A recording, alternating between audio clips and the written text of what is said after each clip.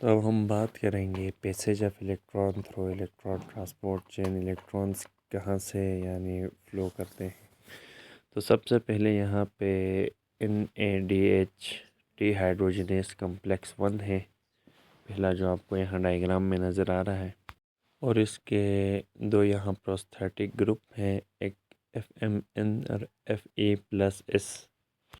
फिर यहाँ इलेक्ट्रॉन और प्रोटॉन दोनों सबसे पहले NADH में आएंगे, फिर NADH से ये FMN प्रोस्थेटिक ग्रुप में जाएंगे, फिर यहाँ इलेक्ट्रॉन Fe और S प्रोस्थेटिक ग्रुप में चले जाते हैं।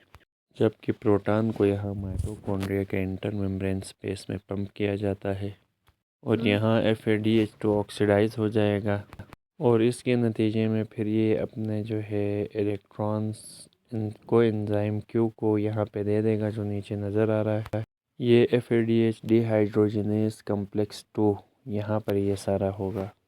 फिर ये कोएंजाइम Q इलेक्ट्रॉन्स को आगे देगा। ये जो तीसरा साइटोक्रोम रिडक्टेस कम्प्लेक्स है, यहाँ पे ये इलेक्ट्रॉन जाएंगे और इसके 3 कंपोनेंट्स से मिलकर बना है साइटोक्रोम B1 Fe+S और साइटोक्रोम C, इनसे मिलके ये बना हुआ है।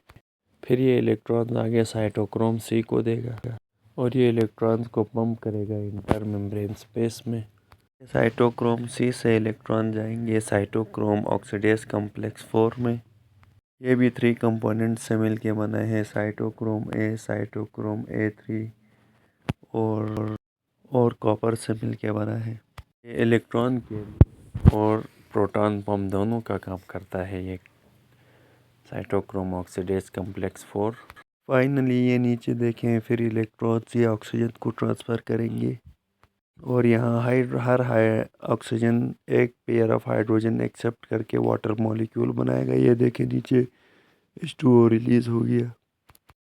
जब इलेक्ट्रॉन एक कैरियर से दूसरे कैरियर की तरफ जाते हैं तो इसी एनर्जी को यूज़ करके प्रोटॉन्स को पंप किया जाता है माइटोकॉन्ड्रियल मैट्रिक्स में। यहाँ मुख्तलिफ प्रोटीन कम्प्लेक्स भी इस एनर्जी को यूज़ करते हैं, हाइड्रोजन को पंप करते हैं इंटर मेम्ब्रेन स्पेस से मैट्रिक्स की तरफ। यहाँ ATP डायरेक्टली नहीं बनती, केमियो ऑस्मोसिस से एनर्जी बनाई जाती है।